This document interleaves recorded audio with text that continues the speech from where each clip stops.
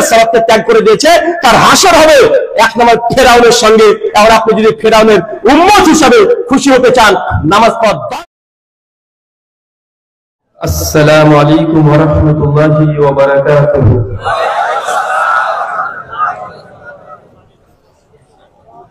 ইন্নাল হামদালিল্লাহি নাহমাদুহু ওয়া নাস্তাঈনুহু ওয়া নাস্তাগফিরুহ ওয়া নাউযু বিল্লাহি মিন শুরুরি আনফুসিনা ওয়া মিন সাইয়্যাতি আমালিনা। মান ইয়াহদিহিল্লাহু ফালা মুদিল্লা লাহু ومن يضلل فلا هادي له واشهد ان لا اله الا الله وحده لا شريك له واشهد ان محمدا عبده ورسوله اما بعد فان خير الحديث كتاب الله وخير الهدي هدي محمد صلى الله عليه وسلم وشر الأمور محدثاتها وكل محدثة بدعة وكل بدعة ضلالة وكل ضلالة في النار. أعوذ بالله السميع العليم من الشيطان الرجيم من همزه ونفخه ونفسه. بسم الله الرحمن الرحيم. يا أيها الناس اتقوا ربكم الذي خلقكم من نفس واحدة وخلق منها زوجها وبث منهما رجالا كثيرا ونساء واتقوا الله الذي تساءلون به والأرحام إن الله كان عليكم رقيبا. يا أيها الذين آمنوا اتقوا الله حق تقاته ولا تموتن إلا وأنتم مسلمون. يا أيها الذين آمنوا اتقوا الله وقولوا قولا سديدا يصلح لكم أعمالكم يغفر لكم ذنوبكم ومن يطع الله ورسوله فقد فاز فوزا عظيما. সমস্ত প্রশংসা সেই মহান সত্তা আল্লাহ সুবহানাহু ওয়া তাআলার জন্য, যিনি আমাদের সৃষ্টি করেছেন। শুধু সৃষ্টি করেননি, এই পৃথিবীতে সহস্র কোটি মাখলুকাত সৃষ্টি করার পরেও যিনি আমাদের এই মানব জাতিকে সর্বশ্রেষ্ঠ জাতি, সর্বশ্রেষ্ঠ মাখলুকাত এবং সর্বশ্রেষ্ঠ নবী মুহাম্মদ আরবী সাল্লাল্লাহু আলাইহি ওয়াসাল্লামের উম্মত হিসেবে প্রেরণ করেছেন, সেই মহান সত্তা আল্লাহ সুবহানাহু ওয়া তাআলার সংক্ষিপ্ত শুকরিয়া সুজুদ আদায় করি। তার নিজেরই শেখানো ভাষা দিয়ে সকলে এক বাক্যে পড়ি আলহামদুলিল্লাহ। পারিলা দারুল ফুরকানিয়া মাদ্রাসার উন্নতি কল্পে এবং পরিচালনায় আজ 13 নভেম্বর 2024 বুধবার বাগমারা রাজশাহী আপনারা যে আলোচনা সভার আয়োজন করেছিলেন, মহান সত্তা আল্লাহ সুবহানাহু ওয়া তাআলা আপনাদের এই আলোচনা সভাটিকে কবুল করেছেন। এই জন্য আরো একবার শুকরিয়া সুজুদ আদায় করি, সকলে পড়ি আলহামদুলিল্লাহ। মহান সত্তা আল্লাহ সুবহানাহু ওয়া তাআলার কাছে দোয়া, এই প্রার্থনা, আল্লাহ সুবহানাহু ওয়া তাআলা আমরা মানুষ, আমরা কম বেশি ছোট বড় ভুল ত্রুটি বিচ্যুতি গুনাহ পাপ অন্যায় করে থাকি। আজকের এই আলোচনা সভার উসিলায় আমাদের পেছনের ছোট ছোট গুনাহগুলোকে তুমি ক্ষমা করে দাও, সকলে পড়ি আমিন। মহান সত্তা আল্লাহ সুবহানাহু ওয়া তাআলার কাছে দোয়া, এই প্রার্থনা, আল্লাহ সুবহানাহু ওয়া তাআলা আজকের এই আলোচনা সভাটিকে সফল করার জন্য যারা সার্বিক দিক থেকে সাহায্য এবং সহযোগিতা করেছেন, তাদের প্রত্যেকের স্বতন্ত্রভাবে নাম নিয়ে শুকরিয়া আদায় করা সম্ভব নয়। তারপরেও যারা অর্থ, শ্রম, মেধা, দোয়া, পরামর্শ এবং দূর দূরান্ত থেকে যেসব দিনী ভাই এবং বোনেরা আলোচনা শ্রবণের উদ্দেশ্যে একত্রিত হয়েছেন, আল্লাহ সুবহানাহু ওয়া তাআলা তুমি তাদের প্রত্যেকের নেক নিয়াত এবং নেক আমলগুলোকে কবুল করে নাও, সকলে পড়ি আমিন। সম্মানিত সুধী, বাদ মাগরিব থেকেই বিভিন্ন আলোচক তারা পবিত্র কোরআনুল কারীম এবং হাদিসে মুবারাকা থেকে অনেক গুরুত্বপূর্ণ আলোচনা আপনাদের সামনে পেশ করেছেন। আজকের এই আলোচনা সভার অন্তিম লগ্নে আপনাদের সামনে উপস্থিত হয়েছি কিছু কোরআনুল কারীম এবং হাদিসে মুবারাকা থেকে বর্তমান প্রেক্ষাপটকে সামনে রেখে কিছু আদেশ, উপদেশ, নির্দেশ মূলক কিছু কথা বলার উদ্দেশ্যে আজকে যে বিষয়ে গুরুত্বপূর্ণ আলোচনা হবে, আলোচ্য বিষয় আল্লাহর পরিচয়। কি বললাম বলেন তো ভাইজান? আল্লাহর পরিচয় জানার দরকার আছে না নাই? প্রত্যেকটা কাজ মুমিন যখন যেভাবে যে অবস্থানে থাক না কেন, মুমিনের জবান থেকে, জিহ্বা থেকে একটা ধ্বনি সবসময়ই বের হয়, সেটা জামে তিরমিজি হাদিস 3883-তে আল্লাহ নবী জানিয়ে দিয়েছেন, আলহামদুলিল্লাহ আলা কুল্লি হাল ফি কুল্লি মাকাম। যে অবস্থায় থাকেন, হসপিটালে শুয়ে আছেন, আপনি জিজ্ঞাসা করছেন ভাই কেমন আছেন, মুসলমানের মুখ দিয়ে কি বের হবে? আলহামদুলিল্লাহ। আপনার আব্বা মরে গেছে, সামনে আছে, গিয়ে আপনাকে সালাম দিয়েছি, ভাই কেমন আছেন, কি বলতে হবে? আলহামদুলিল্লাহ। জামে তিরমিজি 1021 নম্বর হাদিস, আল্লাহ নবী আলাইহিস সালাম তিনি বলছেন যে একজন ব্যক্তির জন্য দুনিয়াতে আল্লাহ সুবহানাহু ওয়া তাআলা আগে থেকে জান্নাতে ঘর নির্দিষ্ট করে রেখে দেন। সে কোন ব্যক্তি জানেন? একটা ঘটনা বর্ণনা আসছে এই উম্মতেরই।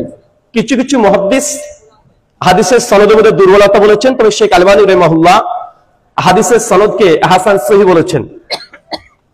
মালিকুল মউতকে আল্লাহ সুবহানাহু ওয়া তাআলা একটা বাড়িতে পাঠিয়েছেন, আর সেই বাড়িতে একটা ছোট্ট শিশু ইন্তেকাল করেছেন। আর যখনই ইন্তেকাল করেছেন, তার পরিবারের লোক শুধু এই কথাটি বলেছে, বিশেষ করে তার মায়ের কথা আসছে, আলহামদুলিল্লাহ, তারপর ইন্না লিল্লাহ এই দোয়াটা পড়েছে। আল্লাহ নবী বলছেন যে আল্লাহ সুবহানাহু ওয়া তাআলা এই নারীর এই আমলটা এতই পছন্দ করেছেন যে এই মুহূর্তে যে ছোট্ট শিশু মারা গেছে, এর চাইতে বেদনাদায়ক সময় একটা নারী, একটা মহিলার জীবদ্দশাতে আর ঘটে না। ঘটে কথা বলেন? স্বামী মারা গেলে না যতটা দুঃখ, বেদনা, কষ্ট পাই, তার চাইতে নিজের সন্তান, আবার সদ্যজাত সন্তান দীর্ঘ 10 মাস এই সন্তানটাকে পেটের মধ্যে রেখেছে। আজকে যখন বেবি কনসেপ্ট করে, মেয়েটা কষ্টে থাকে, ব্যথা অনুভব শুরু হয়ে যায়। যত দিন যাবে ব্যথার তীব্রতা বাড়ে না কমে? বাড়তেই থাকে। যত দিন যাবে কষ্ট বাড়তে থাকে, অপেক্ষায় থাকে যে কবে এই বাচ্চাটাকে দুনিয়াতে আল্লাহ সুবহানাহু ওয়া তাআলা রিজিক দেবেন। পেটের মধ্যে আছে, রিজিক পাচ্ছে। কার রিজিক? আল্লাহ সুবহানাহু ওয়া তাআলার পক্ষ থেকে। কার মাধ্যমে? মায়ের মাধ্যমে আল্লাহ সুবহানাহু ওয়া তাআলা রিজিক দিচ্ছেন। কত কষ্ট, বেদনা, তারপরেও ওই নারী যদি তার সন্তানের মৃত্যু মারা গেছে, এটার পরেও যদি আল্লাহ আমি যে 10 মাস কষ্ট করেছি, আমার তোমার প্রতি কোনো অভিযোগ নেই, হৃদয় থেকে, অন্তর থেকে যদি বলে যে আল্লাহ তুমি সন্তানকে নিয়ে নিয়েছো, এটা তোমার দুঃখ নেই, কষ্ট নেই, তোমার ফায়সালা আমি মেনে নিলাম, আলহামদুলিল্লাহ, এই সময় যদি বলে, আল্লাহ নবী বলছেন বাইতুল ফিল জান্নাহ, আমি ওই ব্যক্তির জন্য জান্নাতে ঘর দিয়ে দিব। সেই ঘরের নাম কি? বাইতুল হামদ, প্রশংসিত ঘর। মানে এমন কঠিন পরিস্থিতিতে আল্লাহ শুকরিয়া আদায় করেছে, যে কেউ পারবে না। হয়তো আজকে আপনি আলোচনা শুনলেন, হাদিসটা বুঝে নিলেন, বুঝে দেখাচ্ছে কেউ আপনার মারা গেছে, আপনার মন চাচ্ছে না, কিন্তু আপনি তারপর আলহামদুলিল্লাহ বলছেন, এটা এমন বিষয় নয়। মানে হৃদয় থেকে একদম ফিলিংস, মানে আল্লাহ সুবহানাহু ওয়া তাআলার প্রতি এতটাই ভরসা, তাকদীরের প্রতি এতটাই ভরসা, তাওয়াক্কুল এতটাই, সবর এতটাই, তারপরে যদি হৃদয় থেকে এই কথাটা বেরিয়ে আসে, আল্লাহ সুবহানাহু ওয়া তাআলা ঘর দেবেন কি দেবেন না? কথা বলেন। সেই আল্লাহ সুবহানাহু ওয়া তাআলার পরিচয় জানার দরকার আছে না নাই? জানার দরকার আছে। কেননা গোটা বিশ্ব জগতে আমরা মুসলিমরা আছি মাত্র 180 কোটি। কত কোটি? আর গোটা বিশ্ব জগতে মানুষের সংখ্যা কত এখন? কত? আরে বলেন না রে ভাই, প্রায় 800 কোটি। চিন্তা করতে পারছেন? মাত্র 180 কোটি আমরা মুসলমান, আর অমুসলিম কত আছে? প্রায় 800 কোটি। এখন 180 কোটি আমরা মুসলমানের জন্য কত আলোচনা করছি, কত বই লেখালেখি করছি, কিন্তু পৃথিবীর 4 ভাগের মধ্যে 1 ভাগ মুসলমান আমরা, বাকি 3 ভাগ অমুসলিম আছে না নাই? আছে না নাই? তারা কি রবের পরিচয় বোঝে? তারা কি আল্লাহকে জানে? তারা কি নবীকে জানে? জানে না। কিন্তু এটা আমাদের দায়িত্ব কি দায়িত্ব নয়? এটা আমাদের দায়িত্ব। অথচ আমরা গোটা মুসলিম জাতি আজকে নিজেরাই নিজেদের মধ্যে দ্বন্দ্ব, ঝামেলা, মারামারি, ফিতনা, ফাসাদ আমরা করছি কি করছি না? কথা বলেন। আল্লাহ সুবহানাহু ওয়া তাআলাকে অধিকাংশ মানুষ তারা চেনে না, ইসলামকে জানে না, নবীকে জানে না। ইসলামকে জানে কি? মাথায় একটা উঁচু টুপি থাকবে, সেন্ডু গেঞ্জি গায়ে দেওয়া থাকবে, হাতে একটা তাবিজ, গলায় একটা তাবিজ, লুঙ্গি পরে থাকবে, আর বড় একটা গোপ দিয়ে হাতে একটা তরবারি আছে আর আল্লাহু আকবার বলে একজন মানুষকে হত্যা করছে। গোটা বিশ্ব জগতে মুসলিম বলতে এমন সিনারি, এমন ছবি গোটা বিশ্ব জগতে অঙ্কন করা হয় কি হয় না? কেন? কারণ মিডিয়া ইসলামকে নিয়ে খেলছে। আমরা মুসলমান, আমরা তাদের কোনো অভিযোগের জবাবও দিই না, আমাদের যা বলে আমরা তাই শুনে নিই, প্রতিবাদ নেই। প্রতিবাদ বলতে হ্যাঁ প্রতিবাদ অবশ্য আছে, প্রতিবাদ আপনারা করেন না তা নয়। যেমন আমাদের ইন্ডিয়াতে আজ থেকে 4 বছর আগে মুস্কান নামে একজন মেয়ে যখন সে ইউনিভার্সিটিতে প্রবেশ করছিল, কিছু রামভক্ত হনুমান তারা চিৎকার মেরে জয় শ্রীরাম এই শব্দটা করেছিল। মনে পড়ছে? হ্যাঁ মনে পড়ছে না ভাইজান? জয় শ্রীরাম বলেছিল। আর মুসকানের সেই সময়তে একাই একজন নারী, আর তার পেছনে আছে প্রায় হনুমান 10 থেকে 15টা, চিৎকার মারছে জয় শ্রীরাম। মুস্কান একটা মেয়ে হয়ে সেই সাথে চিৎকার মেরে বলেছিল আল্লাহু আকবার। গোটা বাংলাদেশ নয়, গোটা ইন্ডিয়া নয়, গোটা বিশ্ব কম্পিত হয়েছে কি হয় না? কথা বলেন। ওই যে একটা সিচুয়েশন, ওই সময়তে এক আল্লাহ আকবার তাকবীরে একদম গোটা ভারতবর্ষকে কম্পিত করে দিয়েছিল। অবশেষে সেটা বিচার হতে বাধ্য করা হয়েছিল। আর গোটা বিশ্ব জগতে সেই সময় আন্দোলন গড়ে উঠেছিল। আমার মনে হয় না আজকে এখানে যারা বসে আছেন, যারা সোশ্যাল মিডিয়ার প্ল্যাটফর্ম গুলো ব্যবহার করেন, আপনারা ফেসবুকে আল্লাহু আকবার এই শব্দটা লেখেন নাই এমন একটা মানুষও খুঁজে পাওয়া যাবে না। হোয়াটসঅ্যাপে, ইনস্টাগ্রামে, টুইটারে, ইউটিউব সব জায়গাতে একদম মুস্কানের ছবি, হিজাব বোরখা পরে আছে কালো, আর পাশে লেগেছে আল্লাহু আকবার। আমরা করেছি কি করি না? কথা বলেন। এক আল্লাহু আকবার তাকবীর, এই তাকবীরে গোটা বিশ্বের মুসলমানের অন্তরকে দখল করে নিয়েছিল। অথচ আমরা আজকে মুসলিম দেখেন, যে ব্যক্তি ফেসবুকে পোস্ট দিয়েছিল যে মুস্কানকে কেন বোরখা পরে ইউনিভার্সিটিতে ঢুকতে দেওয়া হয়নি, ওর আপন বোন, মায়ের পেটের বোন, নিজের মায়ের পেটের বোন, ও নিজে বোরখা পরে না, এমনি নাঙ্গা অবস্থায় কলেজ ইউনিভার্সিটি ঘুরতে যায়। আছে না নাই? কথা বলেন। মানে আপনাদের মধ্যে আন্দোলনের জজবাটা আছে, আছে না? আছে। সব জায়গায় কম বেশি আমরা আন্দোলন করি, কিন্তু আল্লাহ সুবহানাহু ওয়া তাআলার পরিচয়, আল্লাহ যে কে, গোটা বিশ্ব জগতে আল্লাহ সুবহানাহু ওয়া তাআলার নামে এমন কিছু জিনিসের ইবাদত উপাসনা করা হয়, এটা কল্পনার অতীত। একজন অমুসলিমকে যদি জিজ্ঞাসা করেন যে দাদা আপনি কতজন ঈশ্বরে বিশ্বাস করেন, বলেন তো কি বলবে? একজন হিন্দু সনাতনীকে যদি জিজ্ঞাসা করেন তোমাদের ভগবান, পরমাত্মা, ঈশ্বর, গড কতজন, কি বলে? উত্তরে কি বলে তারা? 33 কোটি। ভাই বলে কি বলে না? 33 কোটি। একজন খ্রিস্টানকে জিজ্ঞাসা করেন, বলে আমরা 3 জন ঈশ্বরে বিশ্বাস করি। তার মানে গোটা বিশ্ব জগতের মধ্যে আল্লাহ যে কতজন, স্রষ্টা যে কতজন, এটা নিয়ে মতভেদ আছে না নাই? আমি একদিন আলোচনা করছিলাম, আলোচনার পূর্বেই কমিটি পক্ষ আমাকে জানিয়ে দিলেন চিঠি দিয়ে, ঘরের মধ্যে অনেকক্ষণ ধরে বুঝালেন যে ভাইজান আমাদের এখানে কোনো মতভেদী বিষয় নিয়ে কথা বলবেন না। আমি তখন তাকে বলেছিলাম যে ভাইজান ইসলামে মতভেদ নেই এমন একটা বিষয়ের নাম বলতে পারবেন? ইসলাম নয়, গোটা বিশ্ব জগতে মতভেদ নেই এমন একটা বিষয়ের কথা বলতে পারবেন? ভাই আল্লাহকে নিয়ে মতভেদ আছে না নাই? আমরা বলছি আল্লাহ একজন, খ্রিস্টানরা বলছে না, শ্রেষ্ঠ একজন হতে পারে না। একজন গোটা বিশ্ব জগৎ কিভাবে তৈরি করতে পারেন, কিভাবে ধ্বংস করবেন? একজন সম্ভব নয়। শ্রেষ্ঠ মূলত 3 জন, পিতা, পুত্র, পবিত্র আত্মা। বলা হয় কি হয় না? বলা হচ্ছে। হিন্দুদেরকে জিজ্ঞেস করেন, তা হচ্ছে 1 জন 3 জন বাদ দাও, গোটা বিশ্ব জগতের শ্রেষ্ঠ আছে প্রায় 33 কোটি। এই কথা বলে কি বলে না? যখনই দেখবেন যে বোরখার বিরুদ্ধে কেউ বলছে, ও মনে থাকতে পারে, মনে হতে পারে নাম তার মুসলমানের মতো দেখতে, কিন্তু সে যখন বোরখার বিরুদ্ধে বলছে, জেনে নেবেন সে হৃদয় থেকে সে কুফরি করে কাফের হয়ে, মুরতাদ হয়ে, নাস্তিক অলরেডি হয়ে গেছে। কিন্তু আমরা তাদেরকে চেনার পরে আমরা বুঝতে পারি না, পারি না। মুসলমানের ঘরে থেকে সবচেয়ে বেশি শত্রুতা করা হয়। চলেন আমরা বোঝার চেষ্টা করি আল্লাহর পরিচয়। আপনাদের এই গ্রামটার নাম কি? হ্যাঁ, পারিলা। এটা কোন জেলার মধ্যে পড়ছে? রাজশাহীর পারিলা, রাজশাহী বিভাগ। আচ্ছা, পারিলা এই গ্রামটা চাইতে রাজশাহী এই যে শহর, এই গোটা শহরকে আপনি ঘুরে দেখেছেন আজ পর্যন্ত? কথা বলেন। রাজশাহী শহরটাকে গোটা ঘুরে দেখতে পেরেছেন? আচ্ছা, রাজশাহী শহর মানে রাজশাহী গোটাটা, বিভাগটা কত বড় বলেন তো? কত বড়। আচ্ছা, রাজশাহী বিভাগের তুলনায় ওরা বাংলাদেশ কত বড়? বাংলাদেশের মানুষ কত আছে? 18 থেকে 20 কোটি, তার বেশি নয়। আচ্ছা, গোটা বাংলাদেশ যদি 18 থেকে 20 কোটি হয়, গোটা বাংলাদেশকে আপনি ভ্রমণ করতে পেরেছেন? গোটা বাংলাদেশের এপার থেকে ওপার পর্যন্ত যেতে পেরেছেন? পারেন নাই। গোটা বাংলাদেশ কত বিশাল। অথচ আমি যে দেশ থেকে এসেছি, ভারত, ভারতের মানুষের সংখ্যা কত জানেন? কত?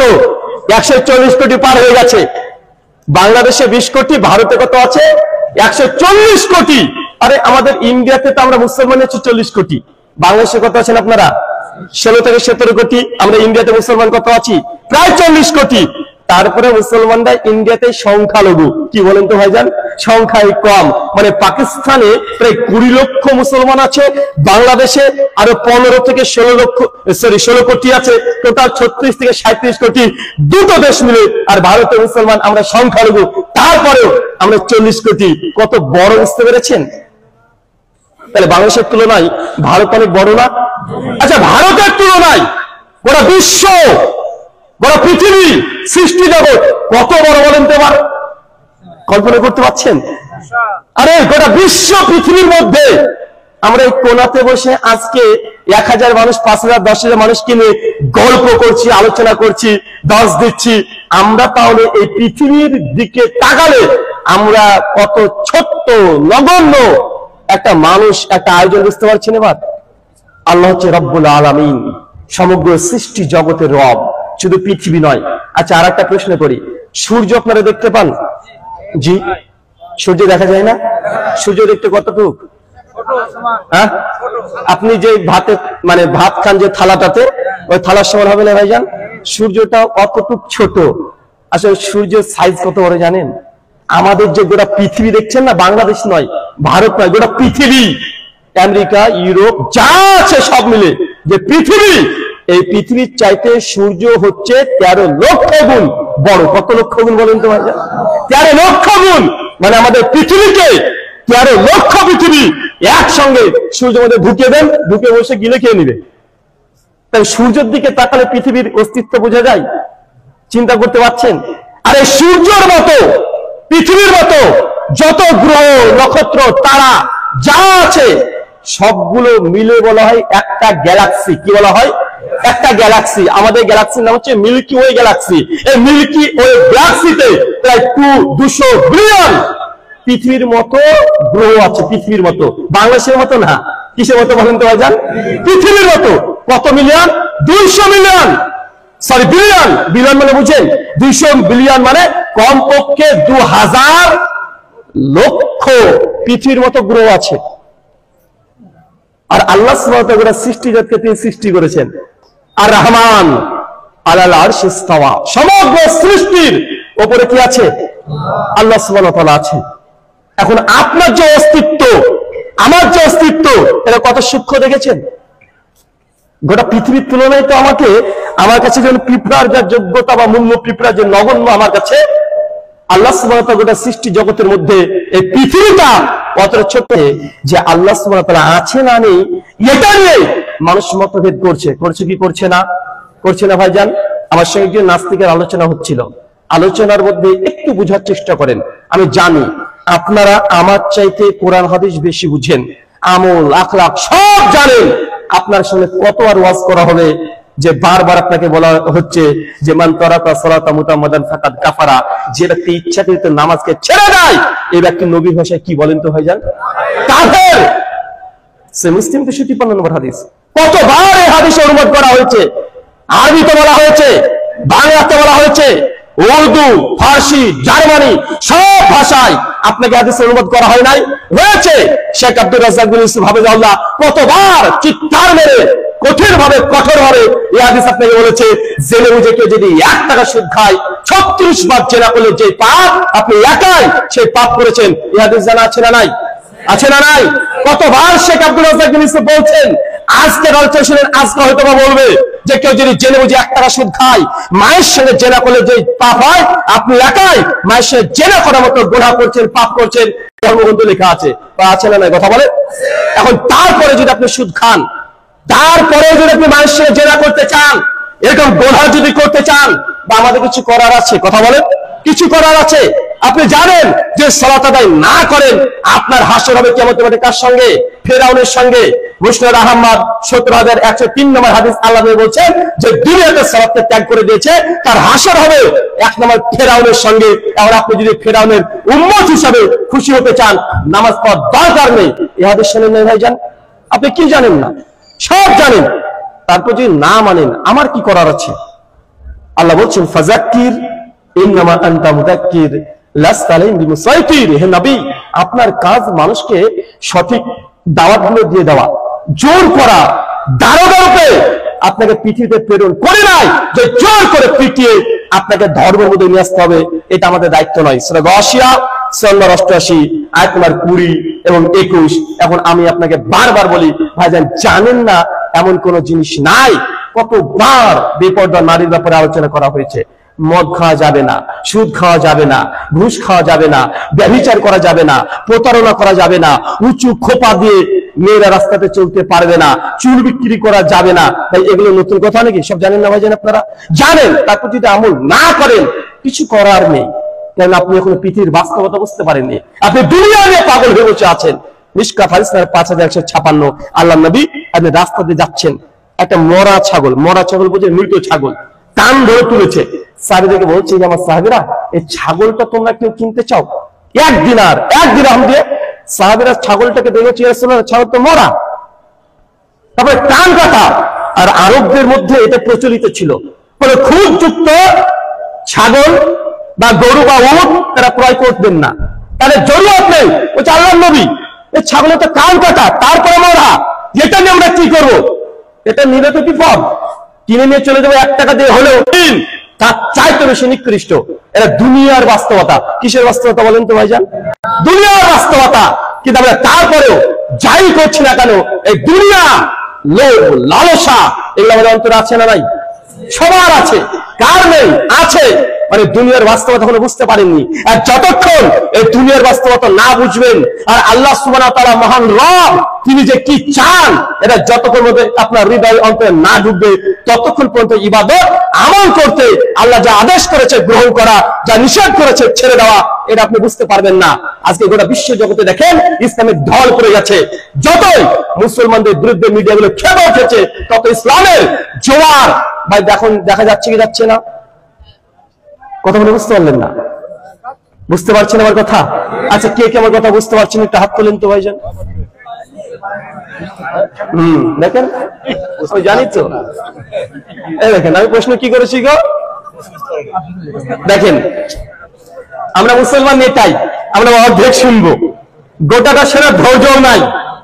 গোটাটা শোনার ধৈর্য আছে? নাই। যদি গোটা শোনার ধৈর্য থাকতো, তাহলে আমার অর্ধেক কথাতে আপনি হাত তুলে বসে থাকতেন না। গোটা বিশ্ব জগতে আজকে যে ধর্মের অনুসারীকে সব চাইতে বেশি নিকৃষ্ট মনে করা হয়, সে ধর্মের অনুসারীর নাম কি? জোরে বলেন। মুসলমান। গোটা বিশ্ব জগতে যে ধর্মগ্রন্থের বিরুদ্ধে সব চাইতে বেশি সমালোচনা করা হয়, সে ধর্মগ্রন্থের নাম কি? আল কোরআন। আপনি জিন্দেগিতে দেখবেন না সোশ্যাল মিডিয়াতে বা পৃথিবীর কোন একটা জায়গায়, কোন গ্রামে, যে হিন্দুদের শ্রীমদ ভাগবত গীতাকে কেউ অপমান করেছে, কেউ তাতে হিসু করে দিয়েছে, বা থুতু নিক্ষেপ করেছে, বা পা দিয়ে পদদলিত করেছে, এমন কোন ইতিহাস দেখেছেন আপনি আজ পর্যন্ত? দেখেছেন? না, দেখবেন না। কখনো বাইবেলের উপরে এই কাজটা কে করেছে আজ পর্যন্ত? করে নাই। কিন্তু কোরআনের উপরে মাঝে মধ্যে কাজটা করা হয় কি হয় না? কেন? ইসলাম বিদ্বেষী গোটা বিশ্ব জগতে বাড়ছে। মুসলমান মানে কি? মুসলমান মানে জঙ্গি। মাদ্রাসা মানে কি? মাদ্রাসায় সন্ত্রাসের আতুরঘর। এগুলো পেপারে হেডলাইন হয় কি হয় না? হয়। মানে মুসলমানের প্রত্যেকটা জিনিসকে আজকে মানুষ সন্ত্রাসের সঙ্গে তুলনা করে। মুসলমান মানে জঙ্গি, কোরআন মানে জঙ্গির বই। কেন? অনেক ভাই তো কোরআন পেয়ে গেছে, এসে ডিএবি র্যাবেরা এসে তাকে জঙ্গি বলে তুলে নিয়ে চলে যায় না? যায় কি যায় না? মানে মুসলমান যা পাবে আপনাকে জঙ্গি, সন্ত্রাসী, আতঙ্কবাদীর সঙ্গে লিপ্ত করে দিয়েছে। তারপরেও দিন শেষে আলহামদুলিল্লাহ পিউ রিসার্চ সেন্টার 2019 সালে জরিপ ঘোষণা করেছে যে গোটা বিশ্ব জগতে তারপরেও মুসলমানদের সংখ্যা সবচাইতে দ্রুত গতিতে বৃদ্ধি পাচ্ছে। দেখেন, আমরা 180 কোটি আছি। পিউ রিসার্চ সেন্টার বলছে 2070 সালে মুসলমানদের সংখ্যা পৃথিবীতে সবচেয়ে বেশি, জনসংখ্যায় সবচেয়ে বেশি, লাগভাগ প্রায় 250 কোটি মুসলমান হয়ে যাবে। কত কোটি? আমি এই জন্য বলেছিলাম, তুমি যতই বিরোধিতা করবে তত ইসলামের কি হবে? ইসলামের কল্যাণ হবে, ক্ষতি করতে পারবে না। হুয়াল্লাযী আরসালা রাসূলাহু বিল হুদা ওয়া দীনিল হক লিইয়ুযহিরাহু আলা দীনি কুল্লি ওয়ালাউ কারিহাল মুশরিকুন। সূরা তাওবা 34। আল্লাহ বলছেন হুয়াল্লাযী আরসালা রাসূলাহু বিল হুদা, তিনি সে মহান সত্তা আল্লাহ সুবহানাহু ওয়া তাআলা, যিনি সত্য দ্বীন, সত্য ধর্ম সহ নবী মুহাম্মদ রাসূলুল্লাহকে এই দুনিয়াতে প্রেরণ করেছে। পৃথিবীর সমস্ত মতবাদ, সমস্ত ধর্মের উপরে দিন ইসলামকে আল্লাহ দিন শেষে বিজয় দান করবেন। আমরা যতই ইসলামের পেছনে আমরা লেগে থাকি, আমাদের বিরোধিতার কারণে ইসলাম কখনো পদদলিত হবে না। দিন দিন ইসলাম উচ্চ লেভেলে যাচ্ছে কি যাচ্ছে না? যাচ্ছে। ইসলামের আমাকে আপনার প্রয়োজন নেই, প্রয়োজন আছে নাকি? ইসলামের আমাকে আপনাকে প্রয়োজন নেই। যদি দিন শেষে বিজয়ের পতাকা উদ্দিন এর নিচে যে থাকতে চান, তাহলে ইসলামকে আপনার দরকার আছে। দরকার আছে না নাই? কথা বলেন, দরকার আছে না ভাইজান? ইসলামের দরকার নেই। আল্লাহ যদি চায়, আল্লাহ মরা মানুষকে দিয়ে দিনের কাজ তুলে নাই, নাই কি নাই? না নাই না ভাইজান? ওই যে নবী সুলাইমান আলাইহিস সালামের ঘটনা শুনেন নাই? সূরা সাবা 25 থেকে 40 নম্বর আয়াত। জিনরা নবী সুলাইমানকে দেখে সবচেয়ে বেশি ভয় পেত। কোন নবীকে দেখে? নবী সুলাইমান। আর এই কোরআনের আয়াত নিয়ে এক ধরনের মানুষের ব্যবসা করছে। সুলাইমানি তাবিজ কিতাব পাওয়া যায় না বাজার এখন? কেন? যে কোরআন হাদিসে পেয়েছে নবী সুলাইমান জিনকে বশ করতে পারতো, নবী সুলাইমানকে দেখে জিনরা ভয় থরথর করে কাঁপতো। এই যে এই ঘটনাগুলো কোরআন সুন্নাতে পেয়েছে, এক শ্রেণীর ব্যবসাদার, পেশাদার, ব্যবসায়িক, তারা ওই আয়াতগুলোকে নিয়ে, হাদিস নিয়ে মানুষকে বুঝিয়েছে নবী সুলাইমানের কাছে জিনকে বশ করা পাওয়ার ছিল, আর এটা যে সুলাইমানি কিতাব। মানুষ মনে করছে নবী সুলাইমান হয়তো তাবিজের কিতাব দিয়ে গেছে, মানুষ ওইগুলো নিয়ে এখন তাবিজের ব্যবসা চালাচ্ছে। আছে না নাই? আছে। আল্লাহ সুবহানাহু ওয়া তাআলা নবী সুলাইমান আলাইহিস সালামকে এত মর্যাদা দিয়েছিলেন। তো যখন আল্লাহ সুবহানাহু ওয়া তাআলা নবী সুলাইমান দাঁড়িয়ে আছেন, জিনদেরকে সুলাইমান বলছে, জিন যা মসজিদ তৈরি করো। জিনরা নবী সুলাইমানকে ভয় পেয়ে মসজিদ তৈরি করতে শুরু করে দিয়েছে। আর তিনি গিয়ে একটা লাঠিকে নিয়ে ভর দিয়ে দাঁড়িয়ে আছেন। কে বলেন তো ভাইজান? কে? নবী সুলাইমান আলাইহিস সালাম দাঁড়িয়ে আছেন। আর জিনরা দেখছেন নবী সুলাইমান দাঁড়িয়ে, লাগা কাজ লাগা, থামা যাবে না, দ্রুত গতিতে কাজ করছে। ইতিমধ্যে আল্লাহ সাল্লাল্লাহু নবী সুলাইমানের মৃত্যু দিয়ে দিয়েছে, মারা গেছে, দাঁড়িয়ে আছে এইভাবে। আর ওই লাঠিতে পোকামাকড়, পিঁপড়া, উই পোকা থাকে না ভাইজান, লেগে গেছে। মানে দীর্ঘ দিন ধরে নবী সুলাইমান মরা অবস্থায় দাঁড়িয়ে আছে, লাঠিতে ভর দিয়ে উই পোকা লেগে গেছে। আর জিনরা মনে করছে নবী সুলাইমান তাকাচ্ছে, কাজ কর কাজ কর, ভয়ে তারা কাজ করছে। আল্লাহ কাকে দিয়ে কাজ নিয়েছে দিনের? বলেন কাকে দিয়ে? কাকে দিয়ে? মৃত মানুষকে দিয়ে। এখান থেকে একটা মাসালা প্রমাণ হয়, আল্লাহ সুবহানাহু ওয়া তাআলার কোন নবী, কোন রাসূল যদি মৃত্যুবরণ করে, এই দুনিয়ার তাদের রক্ত, মাংস, শরীর নষ্ট হয় না, পচে না, গলে না। কত কি বুঝতে পারলেন? নবী সুলাইমান মারা গেছে, তার গায়ে তো পিঁপড়া ওঠার কথা, ওঠার কথা না ভাইজান? লাঠিটা উঠেছে, নবী সুলাইমানের গায়ে লেগেছে? কথা বলেন না। তার জন্য আল্লাহ নবী বলছেন, সুনান আবু দাউদ 1090-91 নম্বর হাদিস, নবী নিচেই বলেছে যে কোন নবীদের আমাদের এই শরীর মাটির জন্য আল্লাহ হারাম করে দিয়েছে। তার মানে নবীরা এখন কবর মুবারকের মধ্যে আছেন, যেমন দুনিয়াতে তিনি ছিলেন ওই শরীর নিয়ে, ওর চেয়ে উজ্জ্বল নুরানি শরীর নিয়ে কবরের মধ্যে এখনো আছে। কথা মনে বুঝতে পারলেন না? আমাদের নবী কি অবস্থায় আছে কবরে? কথা বলে কি অবস্থায়? কি অবস্থায় আছে? এখনো সতেজ আছে। নবীদের শরীর, কবর, মাটি, দুনিয়ার কোনো কিছু হজম করতে পারবে না। নবী ইউনুস আলাইহিস সালামকে আল্লাহ সুবহানাহু ওয়া তাআলা পরীক্ষা করার জন্য 3 মাসের পেটের মধ্যে ঢুকিয়ে দিয়েছিলেন। দিয়েছেন না ভাইজান? 3 দিন কমপক্ষে পেটে নিয়ে গোটা সমুদ্রে ঘুরিয়ে বেড়েছে, উগলে তুলে দিয়েছে। তারপরে 3 মাস নবী ইউনুসের শরীরকে হজম করতে পেরেছে? পারে নাই। তার মানে কিন্তু বোঝা যাচ্ছে, যারা এই কথা বলে যে নবী আলাইহিস সালামের শরীর মুবারক কবরের মধ্যে পচে গলে গেছে, এই আকীদা সঠিক নয়। বরং নবীরা কবরের মধ্যে, তারা আমাদের শরীর যেমন শরীর, এই শরীর কবরের মধ্যে আছে। এটা সহিহ আকীদা। ইমাম বাইহাকি রাহিমাহুল্লাহ তার বিখ্যাত গ্রন্থ আছে হায়াতুল আম্বিয়া ফিল কুবুর, ডিটেইল আলোচনা করেছে। আল্লাহ সুবহানাহু ওয়া তাআলা তোমাদেরকে বোঝার তৌফিক দান করে, সকলে পড়ি আমিন আমিন। সম্মানিত সুধী, আলোচনার অনেক শুনেছেন, চলেন আল্লাহর পরিচয় বোঝায় আপনাকে এবার, কারণ এটা নিয়ে অনেক সমস্যা আছে। আচ্ছা বলেন তো, আল্লাহ কতজন? আল্লাহ যদি একজন হয়, আমরা কোরআন থেকে একটা ছোট্ট আয়াত পাঠ করে প্রমাণ দিয়ে দিতে পারি না ভাইজান? কুল হুয়াল্লাহু আহাদ, বলো তিনি আল্লাহ এক এবং অদ্বিতীয়। আল্লাহুস সামাদ, আল্লাহ কারো মুখাপেক্ষী নন। লাম ইয়ালিদ ওয়া লাম ইউলাদ, তিনি কখনো কাউকে জন্ম দেন না আর কারো কাছ থেকে তিনি জন্ম নেননি। ওয়া লাম ইয়াকুল লাহু কুফুয়ান আহাদ, তার সমতুল্য সমকক্ষ এই সৃষ্টি জগতে আর কোনো কিছু নাই। এটা আল্লাহর কি বলেন তো? এই সূরা ইখলাসটা কি? সূরা ইখলাস কি? সূরা ইখলাস হচ্ছে আল্লাহ সুবহানাহু ওয়া তাআলার সংক্ষিপ্ত পরিচয়। গোটা বিশ্ব জগতে যারাই নিজেকে স্রষ্টা দাবি করবে, যে স্রষ্টা দাবি করবে, এই খোদা দাবি করবে, তাকে সূরাতুল ফাতিহা, সূরা ইখলাস দিয়ে আপনি পরীক্ষা করে আপনি বিচার বিশ্লেষণ করতে পারেন।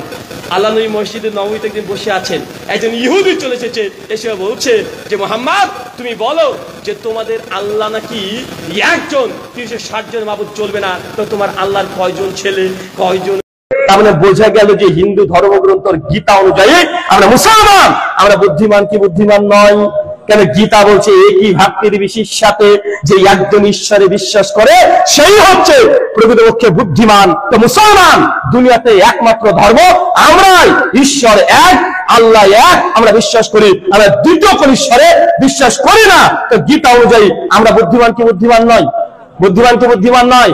যারা 33 কোটি দেবদেবতা বিশ্বাস করে তারা কি বুদ্ধিমান ঈশ্বর দ্বারা প্রমাণ হয়? জি না, তারা মূর্খ প্রমাণ হচ্ছে। যারা 3 ঈশ্বর বিশ্বাস করে তারা বুদ্ধিমান প্রমাণ হচ্ছে না, একদম পরিষ্কার মূর্খ প্রমাণ হচ্ছে। এরপরে আরো শ্লোক আসছে, দেখেন শ্রীমদ্ ভাগবত গীতা অধ্যায় নম্বর 18 শ্লোক নম্বর 66, শ্রীকৃষ্ণ ঈশ্বরের পরিচয় দিতে গিয়ে বলছে সর্বধর্মাম পরিত্যাজা মাম একাম শরণং ব্রজা, সর্বধর্মাম, দুনিয়ার যত ধর্ম আছে সব ত্যাগ করে দাও। সর্বধর্ম মানে কি? সমস্ত ধর্ম যা আছে পৃথিবীতে 4,500 ধর্ম আছে, সব বাদ দিয়ে দাও। মাম একাম, শুধুমাত্র এক ঈশ্বরকে শরণং ব্রজ, তারই নিচে তুমি আত্মসমর্পণ করে দাও, তবে তুমি স্বর্গে যেতে পারবে, নচেৎ তুমি যেতে পারবে না। আমি যতগুলো রেফারেন্স দিচ্ছি ইনশাআল্লাহ ইনশাআল্লাহ একটাও ভুল প্রমাণ করা সম্ভব নয়। আর যদি কেউ দেখতে চায়, আমার গাড়িতে এখনো ভাগবত গীতা রাখা আছে, বেদ রাখা আছে, কোরআন রাখা আছে, আর এটা আমার স্বভাব প্রথম থেকে স্বভাব। আমি যখন সফর করি, ইন্ডিয়াতে যখন সফর করি বা বাংলাদেশে সফর করি, আমার ইন্ডিয়ার গাড়িতে, গাড়ির পেছনে দেখবেন কাছ থেকে না হয় পেছনে, ওই পেছনে একটা প্রথমে কোরআন রাখা থাকে, মিডিলে এইভাবে একটা গীতা রাখা থাকে, আর তার পাশে রাখা থাকে বাইবেল। এটা রাখার অনেক ফায়দা পেয়েছি, তার জন্য এটা পরিকল্পিত ভাবেই রাখি। রাত্রে 2, 3, 4 পর্যন্ত আমাদেরকে ঘোরাঘুরি করতে হয়, প্রোগ্রাম শেষ করে বাড়িতে ফিরতে ফিরতে কবে 3, 4 সকাল পর্যন্ত হয়ে যায়।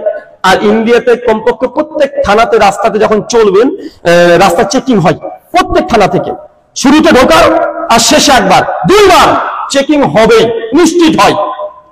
তো যখন রাত্রেবেলাতে আসি, তো যখন পুলিশের গাড়ি থামাই, আমরা গাড়ি ব্রেক করে দাঁড়িয়ে যাই, আর সঙ্গে সঙ্গে গাড়ি তখন চেকিং করে। আর গাড়ি যখন ডিজিটা পিছনটা তুলতে যায়, আর প্রথমে দেখছে যে ভাগবত গীতা রাখা, তো কনফিউজ হয়েছে কি ব্যাপার।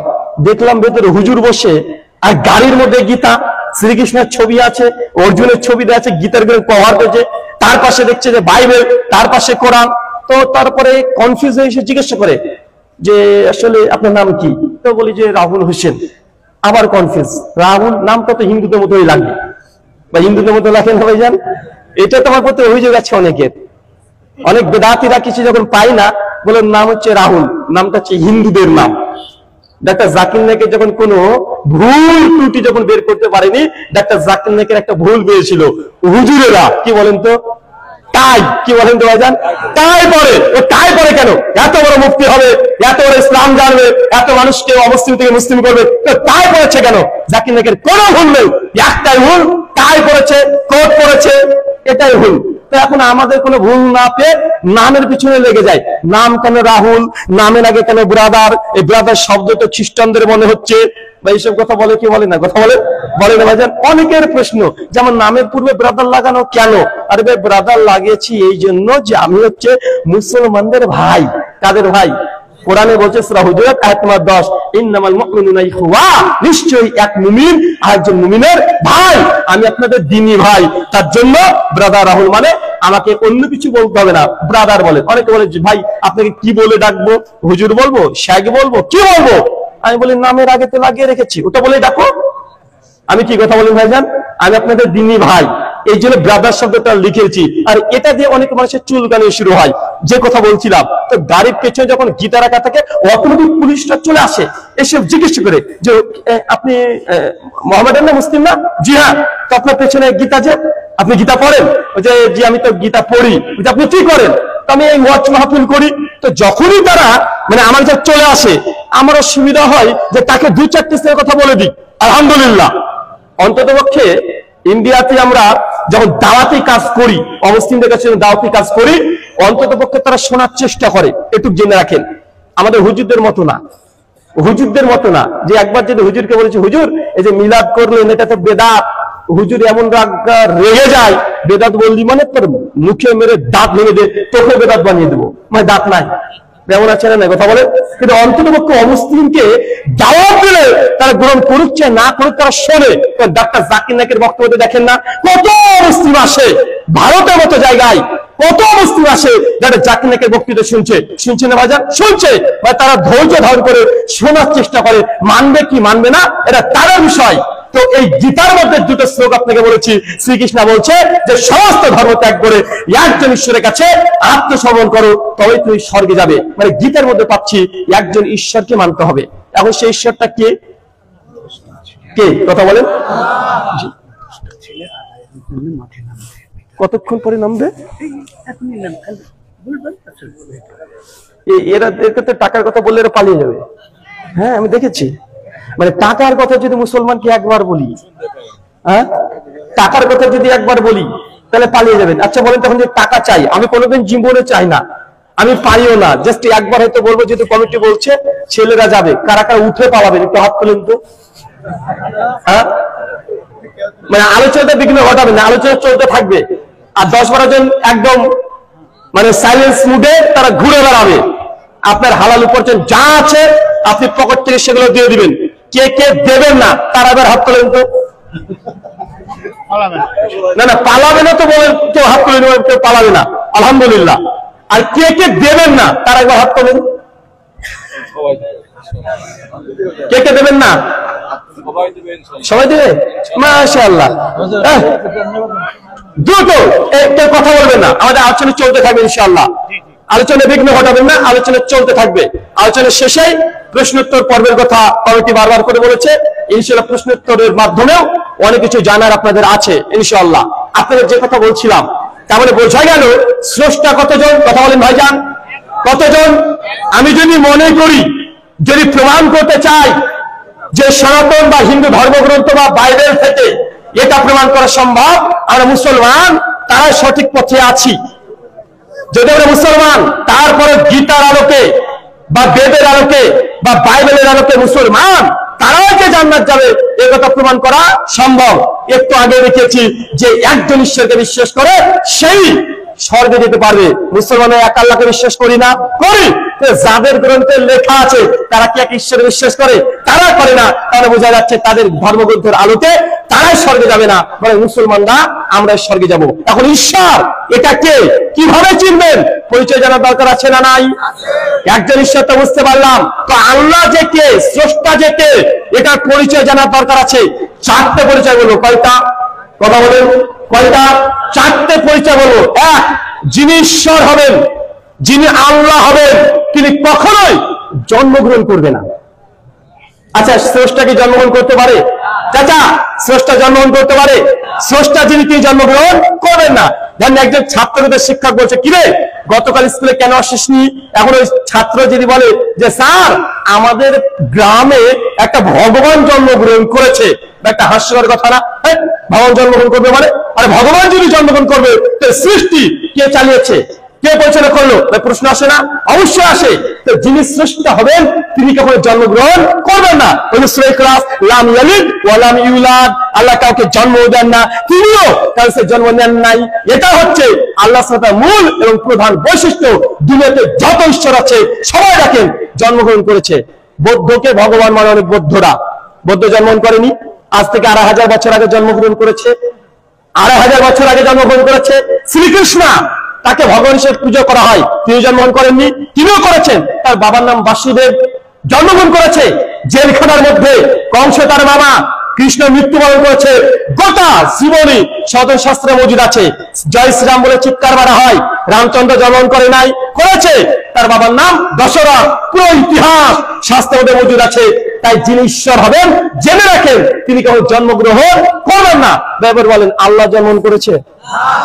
শ্রীমদ্ ভগবদ গীতা অধ্যায় নম্বর 10 শ্লোক নম্বর 3 শ্রীকৃষ্ণ আবার বলছে ঈশ্বরের পরিচয়। কি বলছে? ইয়ামাম ওয়াজাম্মানাতিম চবিত্ত লোক মহেশ্বরাম আসাম্মুরা সুমিতেষু সর্বপাপেহি প্রমুচ্ছাতে। কি বুঝলেন? ইয়ামাম আজাম আনাদিম চবিত্ত লোক মহেশ্বরাম। হে অর্জুন, যে ব্যক্তি বিশ্বাস করে স্বয়ং স্রষ্টা আজাম কখনো জন্মগ্রহণ করে না, সর্বপাপেহি প্রমুচ্ছাতে, এই ব্যক্তি এই দুনিয়ার জগৎ থেকে মুক্তি পেয়ে এই ব্যক্তিকে ঈশ্বর স্বর্গ দান করবেন। কে বলেন তো ভাইজান? কথা বুঝতে পারলেন না? কে স্বর্গ দেবে বলছে বলেন তো গীতাতে? যে ব্যক্তি বিশ্বাস করে এমন ঈশ্বরে যে ঈশ্বর কোনো জন্মগ্রহণ করেনি। যদি আপনি বিশ্বাস করেন আপনার সমস্ত পাপ ক্ষমা হবে এবং আপনাকে স্বর্গে রাজ্যে প্রবেশের অনুমতি দিবে। হিন্দু ধর্মের ঈশ্বর। এখন বলেন মুসলমান যে আল্লাহকে বিশ্বাস করে সেই আল্লাহ কি জন্মগ্রহণ করেছে? না। মুসলমানরা তার মানে বোঝা গেল গীতার শ্লোকের আলোকে আমার সমস্ত পাপ থেকে মুক্তি পাবো এবং আমাকে ইনশাল্লাহ ইনশাল্লাহ গীতার আলোকেও আমি জান্নাতে যেতে পারবো কি পারবো না? পারবো। তার মানে বোঝা যাচ্ছে গীতার আলোকেও মুসলমানরা ভুল পথে নেই। অনেক মানুষ বলে কোন ধর্ম সঠিক? আমি বলছি শাস্ত্র নিয়ে আসো, খুলে দেখিয়ে দিচ্ছি। তোমার ধর্মগ্রন্থ থেকে প্রমাণ করা সম্ভব ইসলাম দিনুল হক, এটা সত্য ধর্ম।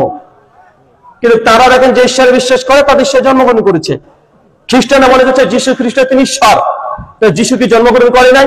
কথা বলেন। নবী ঈসা আলাইহিস সালাম কি জন্মগ্রহণ করে নাই? করেছে, আজ থেকে 2000 বছর আগে। তার মানে বোঝা যাচ্ছে যে তারা যে ঈশ্বরে বিশ্বাস করে এই ঈশ্বর সঠিক ঈশ্বর না। 2, যিনি ঈশ্বর আল্লাহ হবেন তিনি কখনো মৃত্যুবরণ করবেন না। আল্লাহ কি মরতে পারে? কেউ যদি বলে যে ভাই আমাদের গ্রামে যে ভগবানটা ছিল আজকে পতন তুলেছে, মানে মারা গেছে, বা ঈশ্বর মারা যেতে পারে?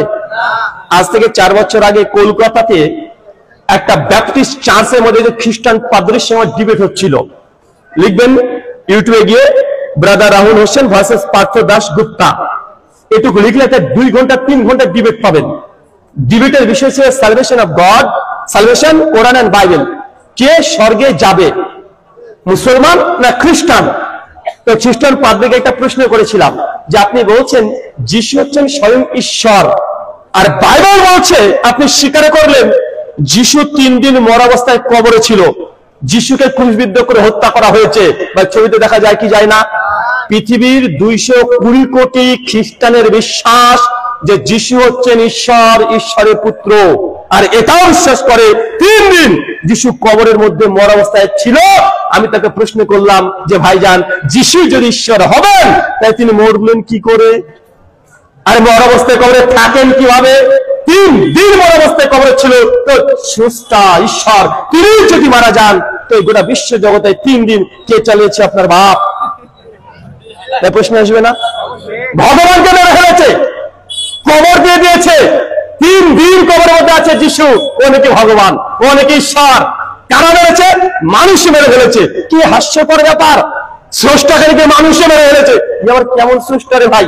মানুষে মেরে দিল, তার জামা কাপড় খুলে নিয়েছে, যিশুকে চর মেরেছে, থাপ্পড় মেরেছে, মুখে থুতু দিয়েছে, মাথায় কাটা পাস করে দিয়েছে। গসপেল অফ ম্যাথিউ 26 অধ্যায় 1 থেকে 20 নম্বর ভার্স, গসপেল অফ জন 19 অধ্যায়, বাইবেলের নিউ টেস্টামেন্ট 19 অধ্যায় 12 থেকে 28 নম্বর ভার্স পরিষ্কার ভাবে লেখা আছে যিশুকে মৃত্যুর আগে স্রষ্টাকে অর্ধলিঙ্গ করা হয়েছে, বা স্রষ্টাকে নাকি অর্ধলিঙ্গ করা হয়েছে, স্রষ্টাকে নাকি হত্যা করে দিয়েছে, স্রষ্টাকে নাকি কবরের মধ্যে পুঁতে রেখেছে। কদিন? 3 দিন। তো 3 দিনের সৃষ্টিকে কে চালিয়েছে? প্রশ্ন আসে কি আসে না? আসে কি আসে না? এই জন্য কোরআনে বলছেন কুল্লু মান আলাইহা ফান ওয়া ইয়াবকা ওয়াজহু রাব্বিকা যুল জালালি ওয়াল ইকরাম। সমগ্র সৃষ্টি একদম ধ্বংস হয়ে যাবে, আকাশ জমিন পাহাড় পর্বত যা আছে সব ধ্বংস হয়ে যাবে, কিন্তু আল্লাহ সুবহানাহু ওয়া তাআলা তিনি ব্যতীত ওয়াজহুন তা সূরা এটা বাদ দিয়ে সব ধ্বংস হবে। যিনি আল্লাহ হন তিনি মারা যান না। মারা যেতে পারে নাকি? কথা বলে। যিনি মারা যাবে উনি তো আমার মতোই। আমি মানুষ, আমার দুর্বলতা, আমি যে সৃষ্টিতে আমার দুর্বলতা, আমার জন্ম হয়, আমার মৃত্যু হয়, আমাকে বেঁচে থাকার জন্য ঘুমাতে হয়, খেতে হয়, পটি করতে হয়, হিসু করতে হয়, এটা আমার মানুষ, আমি দুর্বল এই জন্যই। কিন্তু আল্লাহ কি দুর্বল? তো যীশু খ্রিস্ট কি হিসু করে নাই, পটি করে নাই, খায় নাই? বাইবেলের মধ্যে লেখা আছে যে যিশু তার মায়ের স্তন পান করেছে, তো তিনি ঈশ্বর হবেন কিভাবে? শ্রীকৃষ্ণ মায়ের স্তন পান করেছে, তাই তিনি ঈশ্বর হবেন কিভাবে? ছোট্ট প্রশ্ন, গোটা বিশ্বের অধিকাংশ মানুষ এই ছোট্ট বিষয় বুঝতে পারে না। পারে? কথা বলেন। দেখেন তাই দুনিয়া খুব ভালো বুঝে, ইহুদি খ্রিস্টান দেখেন দুনিয়া কম বুঝে। এই যে মাইক্রোফোন ইহুদিদের তৈরি, ওই যে মোবাইল দেখছেন, মনে অধিকাংশ সিস্টেম কাদের তৈরি? ইহুদি খ্রিস্টানদের তৈরি। ক্যামেরা দেখছেন ইহুদি খ্রিস্টানের তৈরি। সকালে ঘুম থেকে উঠেছেন, ওঠার পরে যে পেপসুডেন্ট আপনি ব্রাশ করছেন, কাদের কোম্পানি? কাদের? ইহুদিদের। একটু পরে আপনি টিভিটা খুলেছেন, দেখি দেখতো, আমি তো হুজুর মানুষ, সিনেমা টিনেমা দেখি না, এই যে জঙ্গলের প্রাণী জগৎ সম্পর্কে যদি দেখি, কি দেখবেন?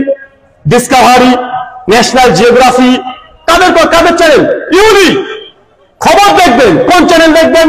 BBC, CNN, Voice of America, গ্যানিমেন, অ্যানিমেস্টি, এটা হচ্ছে আন্তর্জাতিক লেভেলের newspaper, news cutting, video সব আছে। মালিককে? ইহুদি। সিনেমা দেখবেন, যুবকরা তো সিনেমা দেখছে, হলিউড বলিউড, কি দেখবেন? HBO। মালিককে? ইহুদি। গোটা বিশ্ব যোগ্যতা দখল করে বসে আছে। দুনিয়া অনেক বেশি বুঝে, কিন্তু আল্লাহকে তারা মেরে ফেললো। আর আমরা মুসলমান নাকি? আমরা দুনিয়া তো বুঝি না, কিন্তু দিন আলহামদুলিল্লাহ ভাই বুঝি কি বুঝি না? খেতে পারো না, মুসলমান শিরিক করবে না, মুসলমানের কোনো বাচ্চা ছোট্ট 7 বছরের ছেলে এটা বিশ্বাস করবে না যে আল্লাহ মরে গেছে। কিন্তু তাদের বড় বড় বিজ্ঞানী হয়ে গেছে, তারপরে মনে করছে যে যীশু খ্রিস্ট আমাদের ঈশ্বর, উনি মারা গেছেন, কত মানুষই মেরে ফেলেছে। এখন যিশু মরে গেছে মানে এখন যিশুকে আমরা ঈশ্বর হিসেবে বিশ্বাস করবো, আমাকে নাকি সে পরিত্রাণ দিবে। এটা হাস্যকর বিষয় নাই।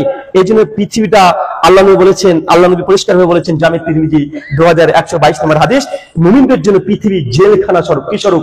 কথা বলে। জেলখানা। আর কাফেরদের জন্য কি? জান্নাত। দুনিয়া সবকিছু তাদের। মুসলমানের কিছু নেই, আছে নাকি? কিছু নাই। দুনিয়া তারা জয় করে ফেলেছে, দুনিয়াকে তারা গ্রহণ করে ফেলেছে, কিন্তু মুসলমান দুনিয়া পায় নাই। কিন্তু আমরা জেলখানাতে আছি। ইমাম হাজার আসকালানির নাম শুনেছেন? আলেম ওলামা যারা আছে তারা জানেন। ফাতুল বারি, সহিহুল বুখারীর ব্যাখ্যা গ্রন্থ লিখেছিলেন 852 হিজরিতে। তার ওফাত আজ থেকে প্রায় 700 বছর আগে। তো ইমাম হাজার আসকালানি রাহিমাহুল্লাহর বাড়ির পাশে কিছু ইহুদিরা ছিল। ইহুদি এসে প্রশ্ন করছে, ইমাম হাজার, তোমাদের হাদিসে লেখা আছে এই দুনিয়া নাকি মুমিনদের জন্য জেলখানা, আর কাফেরদের জন্য নাকি জান্নাত।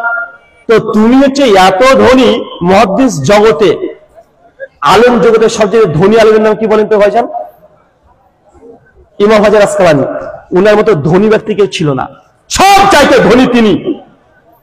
তো তার কাছে সে ইহুদি এসে প্রশ্ন করছে যে হাদিসে আছে যে কাফেরদের জন্য দুনিয়া হচ্ছে জান্নাত আর মুমিনদের জন্য জেলখানা, কিন্তু ইমাম হাজার আসকালানি তোমার বাড়ি গাড়ি সব 3-4 খানা করে উট, ব্যক্তিগত তোমার লক্ষ লক্ষ টাকা, তো তুমি তো দুনিয়াতে জান্নাত পেয়ে গেছো।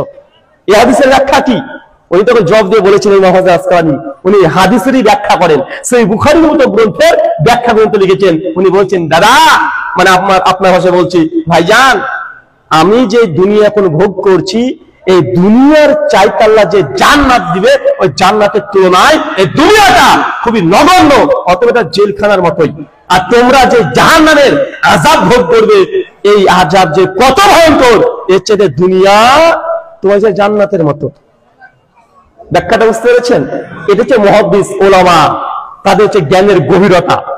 আমাদেরকে প্রশ্ন করলাম না, তো উল্টো পাল্টা বলে দেয় তুই কাফের, তোর সঙ্গে কথার উত্তর নাই।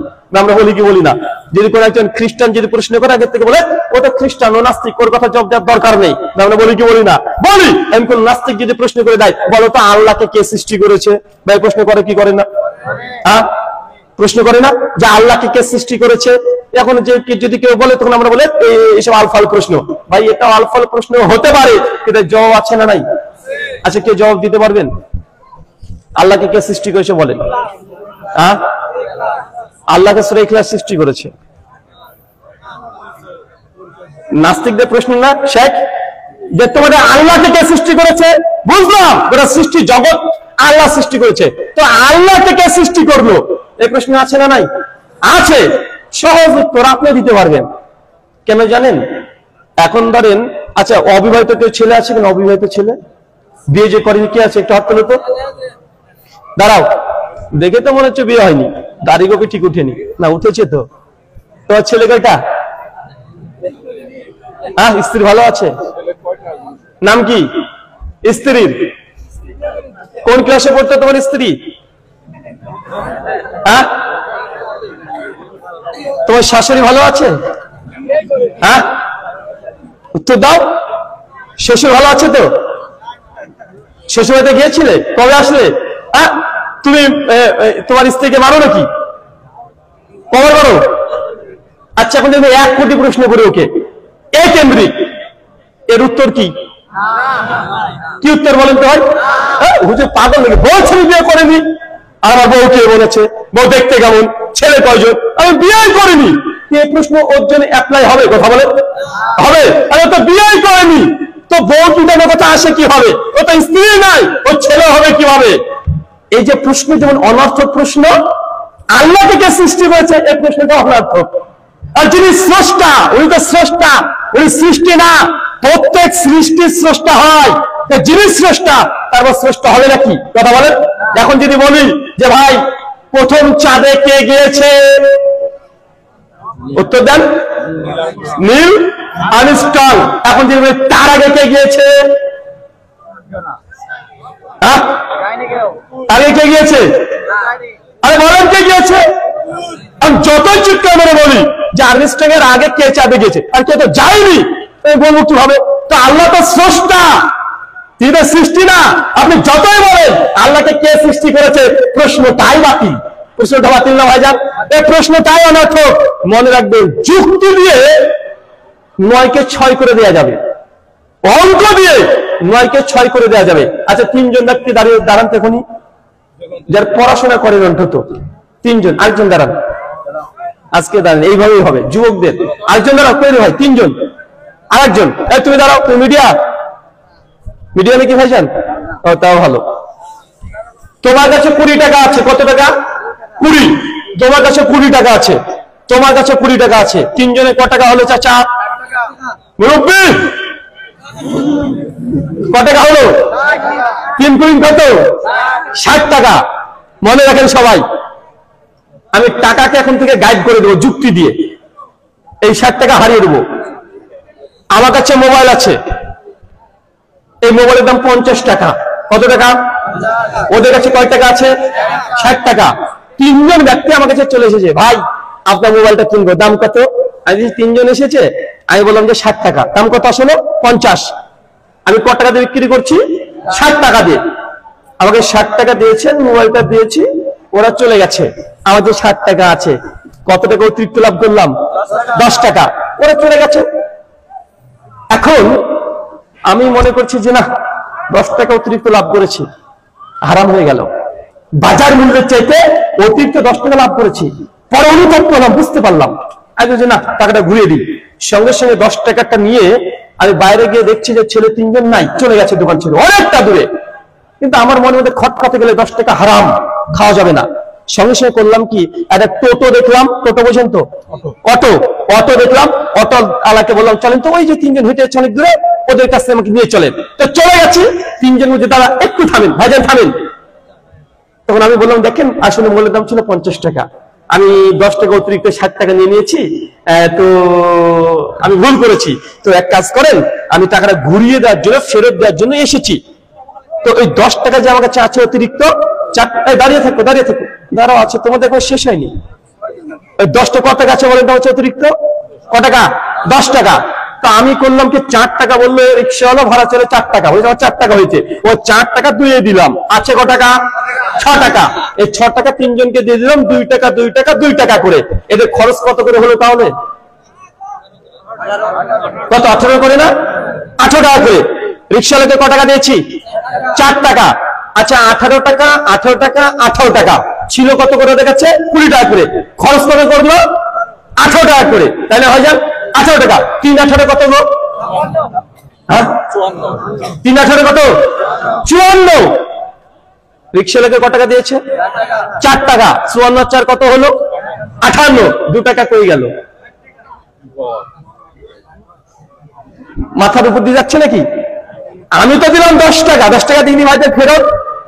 আপনার কাছে 20 টাকা করে ছিল, আমি তো 2 টাকা করে ঘুরিয়ে দিলাম, মানে 18 টাকা করে আপনার কাছে আছে। 3 18 কত? 54। রিক্সাওয়ালাকে কত টাকা দিয়েছি? 4 টাকা। তাহলে কত হলো টোটাল? 58। 2 টাকা কই গেল?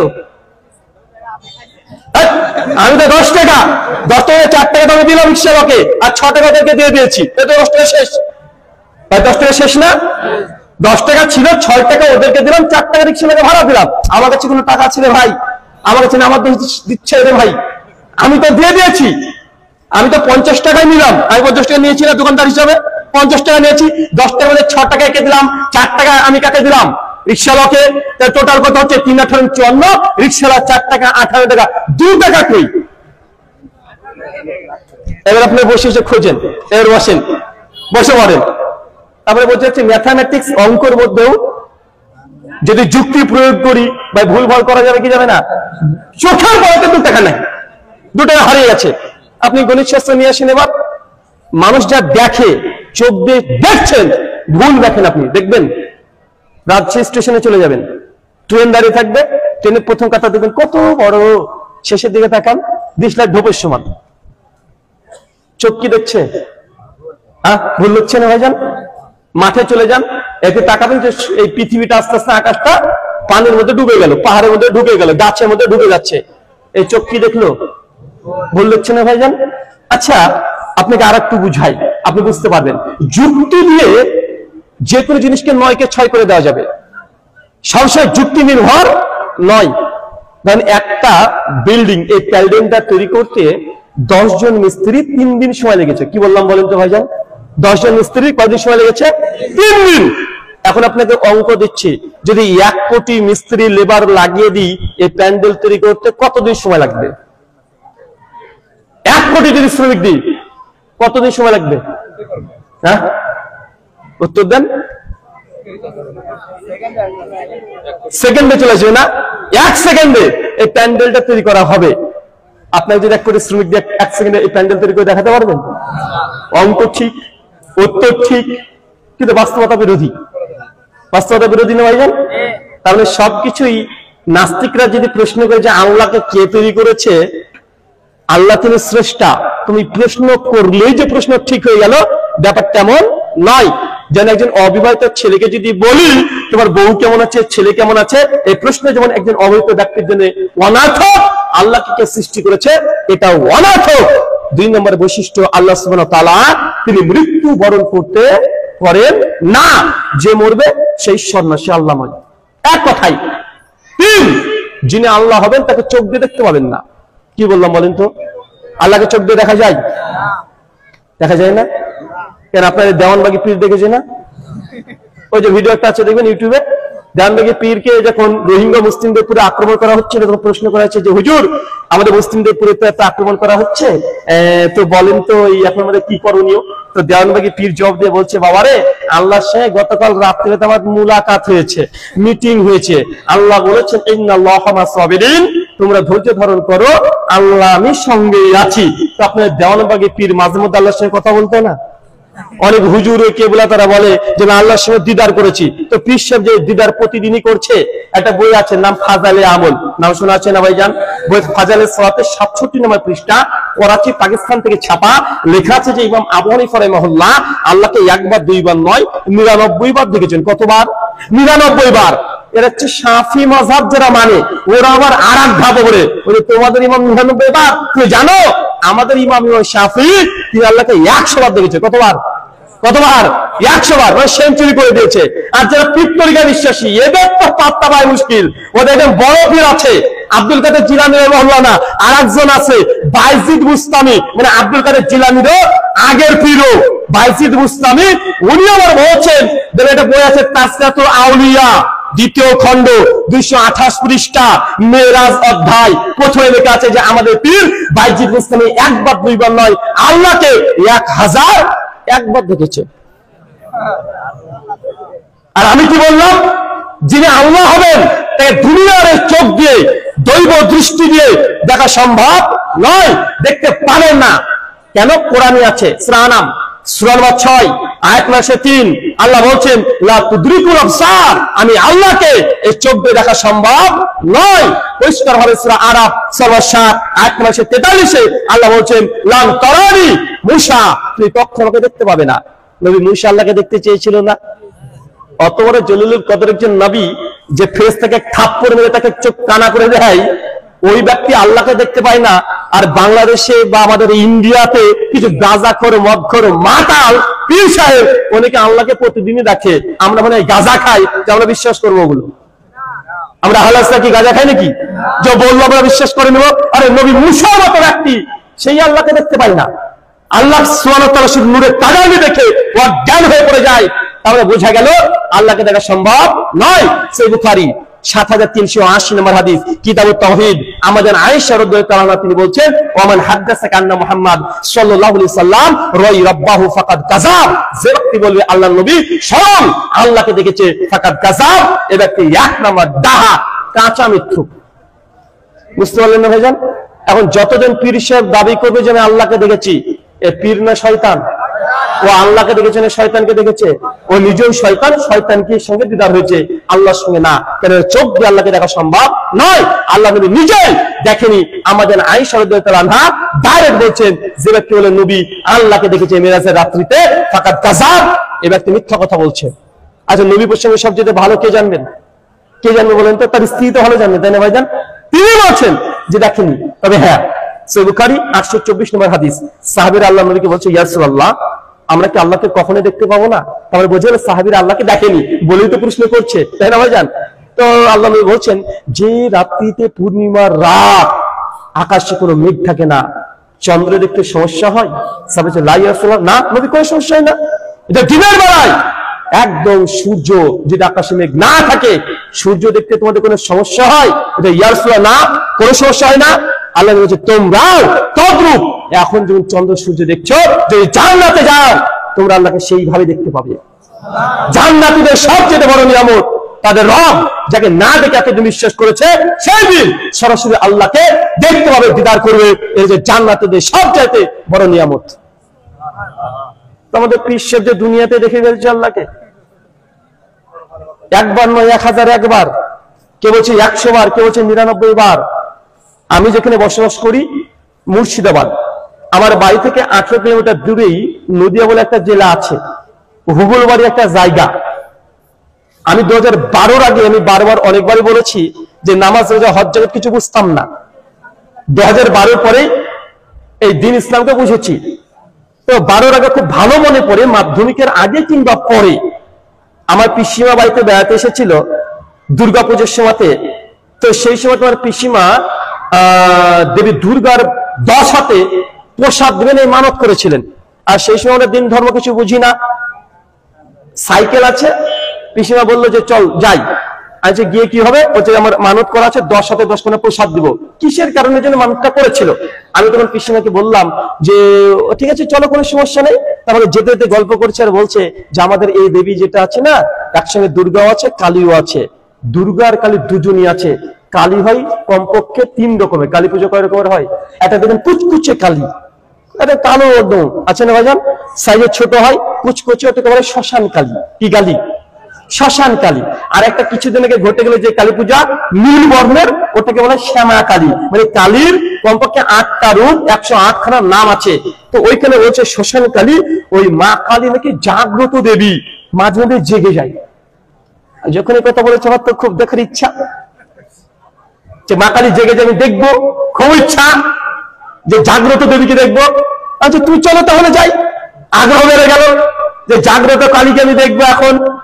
তাহলে যাই আর পিছনের সঙ্গে গল্প করি, অনেক গল্প।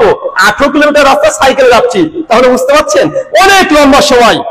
তো আমি যখন গেলাম, গিয়ে দেখছি কত হাজার হাজার মানুষ জাগ্রত দেবী দেখবে মানত করেছে কালী পূজার সময়তে। তো আমি তখন গিয়ে লক্ষ্য করছি কই খালি তো জাগে না। আমার পিসিমা ওই সন্দেশটা দিয়ে দিল ঠাকুরের হাতে, ঠাকুর নিয়ে চলে গেল। এখন ঠাকুর খাবে না হাতে দেবে কে জানে, চলে গেল। আর আমি অপেক্ষায় আছি যে কখন কালী জাগ্রত হয়। ওখানকার মানুষ তখন বলছে যে এই মা কালী রাত্রিবেলাতে জাগ্রত হয়। আর ওখানকার যে ঠাকুর আছেন, পুরোহিত পণ্ডিত আছেন, উনি দাবি করে বলছেন যে এই মা কালীর সঙ্গে তার বেশ কয়েকবার কথা হয়েছে, মানে দেখেছেন। কথা বুঝতে পারছেন না ভাইজান? রামকৃষ্ণ পরমহংসদেব তিনিও নাকি এই কালীকে সরাসরি দর্শন করেছে। তার মানে বোঝা যাচ্ছে হিন্দু দাদারা মনে করে যে স্রষ্টাকে দেখা যায়, অথচ কেন উপনিষদ অধ্যায় নম্বর 1 শ্লোক নম্বর 5 এবং 6 স্রষ্টাকে দেখা যায় কি যায় না এ বিষয়ে মন্ত্র স্পষ্ট। মন্ত্র বলবো? মন্ত্র বলছে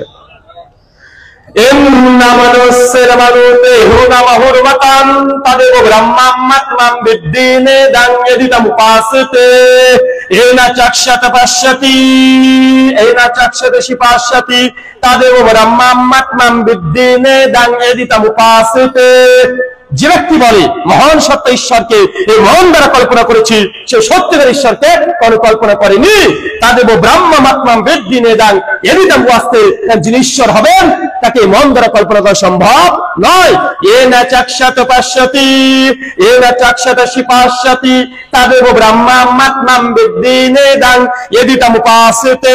আর যে ব্যক্তি বলে স্রষ্টাকে আমি চোখ দিয়ে দর্শন করেছি, সে সত্যিকার ঈশ্বরকে দেখে নাই। কেন? যিনি ঈশ্বর হবেন তাকে চোখ দিয়ে দেখা সম্ভব নয়। কেন উপনিষদে বলছেন যিনি স্রষ্টা হবে তাকে চোখ দিয়ে দেখা সম্ভব নয়। কোরআনও বলছে আল্লাহকে চোখ দিয়ে দেখা সম্ভব নয়। চাই কোনো হিন্দু ঠাকুর হোক আর হুজুর হোক, যাই হোক, যে বলবে আমি আল্লাহ বা ভবনকে দেখেছি, সে সত্যিকার ঈশ্বরকে দেখে নাই। ঠাকুর বলবি দুজনই মিথ্যুক। ঠাকুর বলবির সঙ্গে মেরা মিলও আছে, মিল আছে না ভাইজান? হিন্দুদের মধ্যে কেউ যদি মারা যায় সবচেয়ে কে বেশি খুশি হয় জানেন? ঠাকুরে। কেন বলেন তো? তোর বাহাত মরে গেছে, তোর ও পিন্ডি চটকাবো। কি হবে?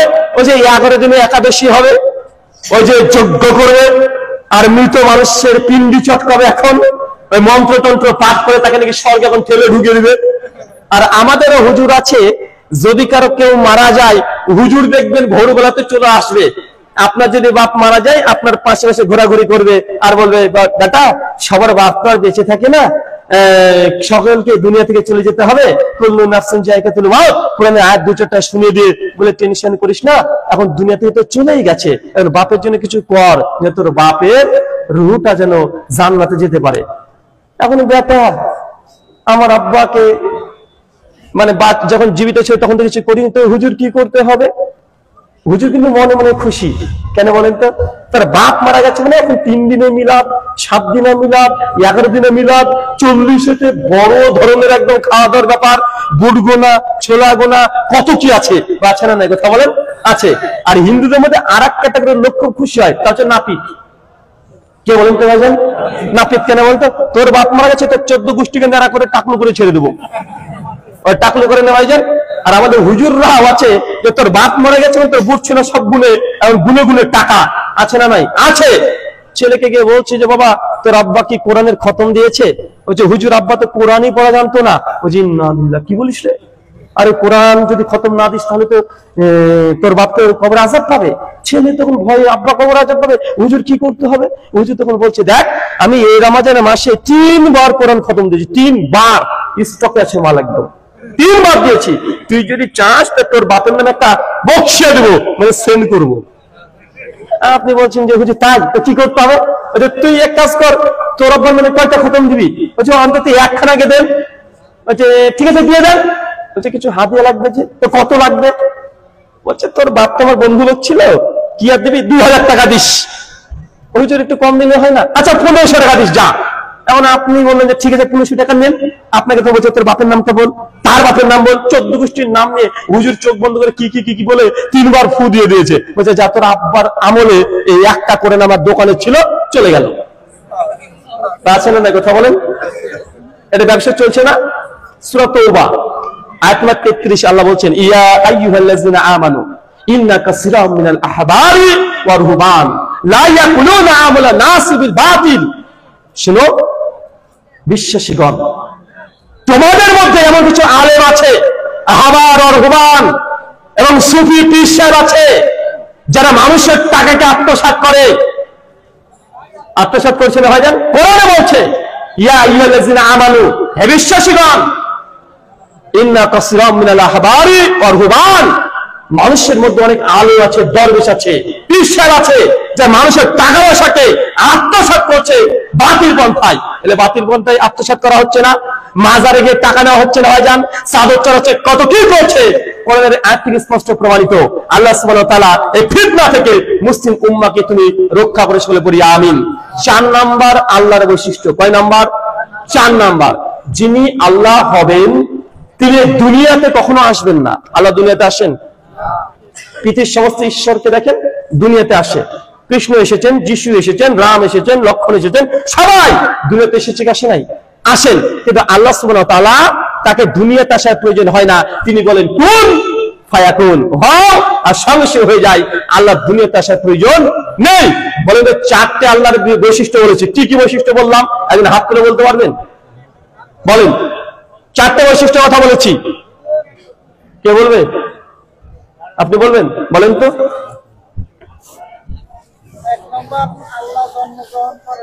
এক, আল্লাহ জন্মগ্রহণ করেন না। আল্লাহ মৃত্যুবরণ করবে না।